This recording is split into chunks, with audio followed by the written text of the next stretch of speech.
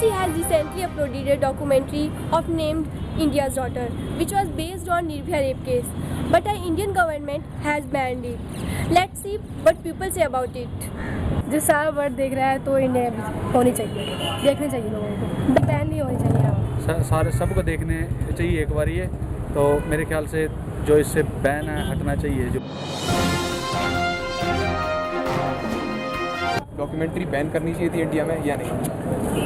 बात यह है कि हमारे पास सेंसर बोर्ड है, अगर सेंसर बोर्ड उसको अप्रूव करता है ठीक है तो दिखाने में कोई हर्ज नहीं है। हाँ, अगर सेंसर को कुछ लगता है कि इसके अंदर कोई ऐसा सीन है या कोई ऐसा कहा गया तो उसको डिलीट कर सकते हैं। उसे दिखाना चाहिए, ऐसे केसेस और भी होने से बचाएंगे ही वो चीज़, ताकि अवेयर होगा कि उसके बाद क्या हो सकता है, उसके बाद की क्या कॉन्सिक्वेंसेस हैं।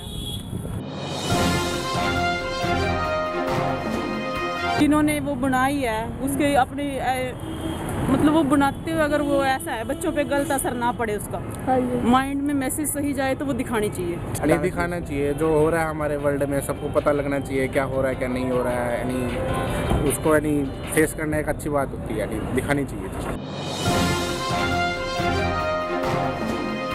हाँ, ऑब्वियसली दिखानी चाहिए। It should be seen by everybody in the world. जो भी हो रहा है इंडिया का एक तरीके से मिरर है, अगर ये नहीं दिखाया तो कुछ नहीं हो सकता। एक्चुअली मैं 50-50 में रहूँगी, क्योंकि दिखाई भी जानी चाहिए, इससे लोगों को होना चाहिए कि यार that should be ban, that's not right thing. और नहीं भी, क्योंकि एक लड़की का एक्सपोजर है, एक लड़की का एक्सपोजर नहीं होना चाहिए। Obviously, that documentary pictures should be shown.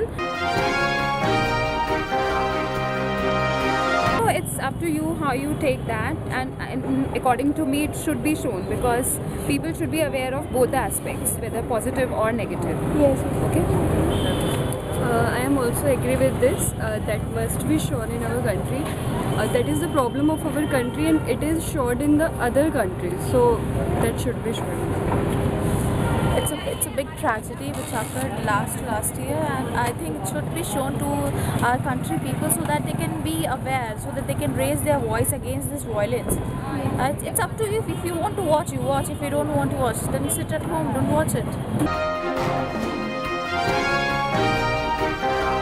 यार बैन नहीं करनी चाहिए वो, बिकॉज अगर बैन कर देंगे तो हम सब लड़कियाँ तो सेफ नहीं रहेंगे। तो बैन करना तो बिल्कुल बनता ही नहीं है, बल्कि और भी कानून बनाना चाहिए कि हाँ लड़कियाँ सेफ रह सकती है।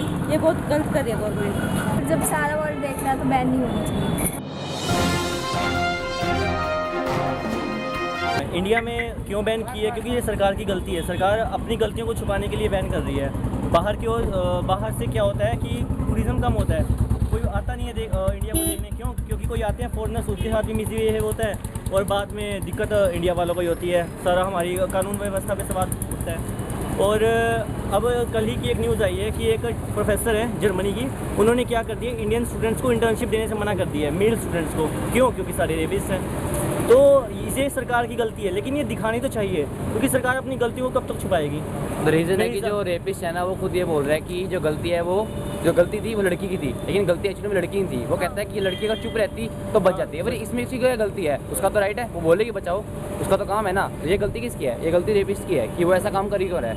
उसको अपने एक मेल जो डोमिनेशन कहते हैं उसको अपने पे ध्यान देना चाहिए कि हाँ ये जो कंट्री है सिर्फ मेल्स का ही नहीं, फीमेल्स का भी कंट्री है, तो उनको एक इक्वल डोमिनेशन मिलनी चाहिए। तो वही है ना, कानून व्यवस्था चेंज होनी चाहिए। सबसे बड़ी बात तो ये है कि जो रेपिस्ट है उनको लॉयर्स कैसे सपोर्ट कर सकते हैं। रेपिस्ट के जो लॉयर्स हैं वो उन्हीं को सपोर्ट कर रहे हैं कि उनकी अगर लड़की बाहर निकलती है तो वो उसको जिंदा जला देते हैं। वो ऐसे कैसे कह सकते हैं? इतना पढ़ लिख के ये थिंकिंग है उनकी।